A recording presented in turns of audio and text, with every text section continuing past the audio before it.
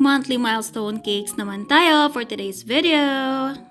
Mga mi, tara na G! At habang pinapanood nyo ako na mag-decorate ng mga monthly milestone cakes natin, pag-usapan naman natin ang sinasabi nilang evil eye. Naniniwala ba kayo sa evil eye? Ito yung mga tao na madalas sila ay nasa paligid mo lang or nasa circle mo lang. Pwedeng kakilala mo, kaibigan mo, katrabaho mo, o worse, kamag-anak mo. Yung palagi silang nakaabang sa mga ganap sa buhay mo, lalong-lalo na sa mga post mo sa social media, na kunyari, wala silang pakialam sa'yo or masaya sila para sa'yo, pero sa kaloob-looban nila, parang sinusumpa ka nila at pinagdadasal nila na sana hindi ka maging masaya. Yung tipong nag-post ka, masaya ka, finiflex mo yung bagong sasakyan na kinuha mo, tapos sasabihin nila, hihilain din yan balang araw. O kaya naman, nanalo ka sa isang competition, tapos sasabihin nila, kakilala lang kasi yung judge kaya nanalo.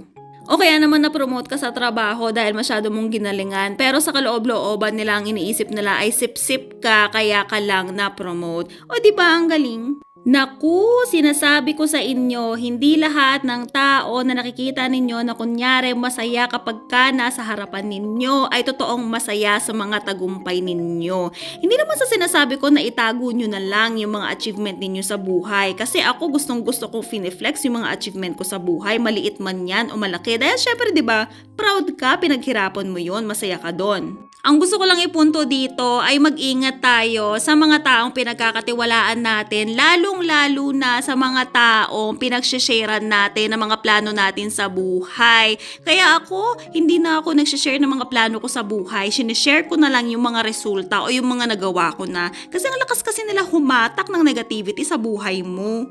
Yung tipong napaka-solid na ng plano mo sa buhay, tapos kapag sinabihan mo sila ay kung ano-ano ng negatibong mga salitang maririnig mo sa kanila na kesyo wag mong gawin yan kasi sa ganito, ganyan ang nangyari, wag mong ituloy yan kasi baka malasin. Naku, ayaw natin ng ganyan. Kaya kung ako sa inyo, sarilinin nyo na lang ang inyong mga plano or ikwento nyo lang sa mga asawa ninyo doon sa mga taong sigurado kayo na susuportahan kayo. Para naman dun sa mga tao na etsyosera, inggitera, na walang ibang magawa sa buhay kung hindi i-bash or matahin ang mga finiflex na pinagpaguran ng iba, naku, hanap-hanap din kayo na magagawa ninyo sa buhay, hindi yung nakabang kayo palagi sa post and achievement ng iba at maging masaya na lang din kayo para sa kanila. Ayun lang naman for today's video. See you on our next video. Bye!